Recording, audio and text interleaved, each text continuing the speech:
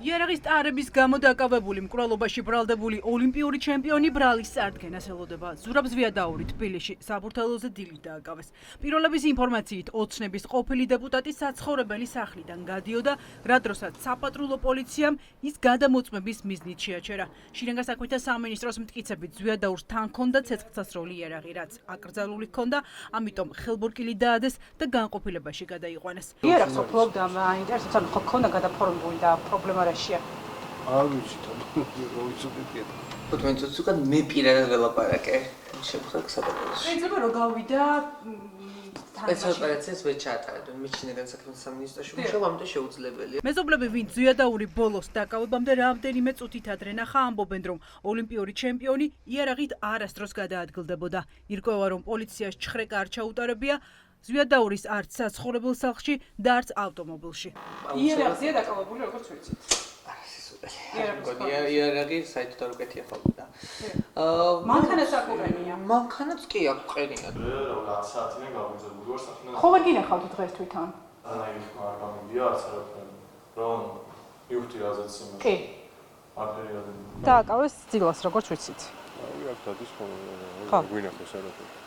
ზურაბ ზვიადაური ოცნების ყოფილი დეპუტატი მკვლელობის ბრალდებით 2021 წელს დააკავეს და რამდენიმე თვეში 50,000 ლარიანი გირაოს სანაცვლოდ გაათავისუფლეს. ოცნების ყოფილმა დეპუტატმა შური ძმის მკვლელობისთვის იწია. მის გათავისუფლებას ითხოვდნენ და თავდებში უდგებოდნენ ძიუდოისტები, მათ შორის ჩემპიონი ლაშა ბექაური და ექს-პრემიერი ირაკლი ღარიბაშვილიც.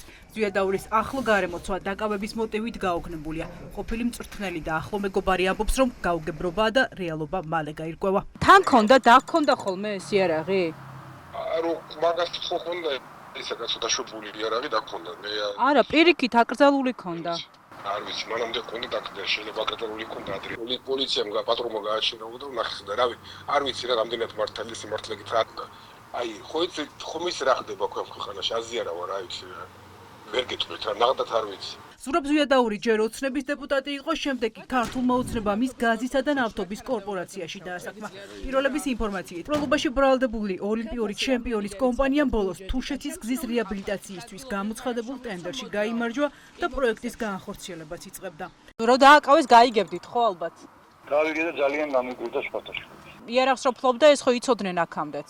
ვინმესთან პრობლემა ქონდა რამე აი რატომ უნდა დაეკავებინათ?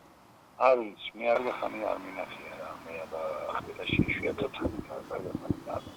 მკვლელობაში ბრალდებულ ოლიმპიურ ჩემპიონს, რომელმაც 2004 წელს საქართველოს პირველი ოლიმპიური ოქრო მოუტანა, იარაღის ტარებისთვის 6 წლამდე ციხე ემუქრება.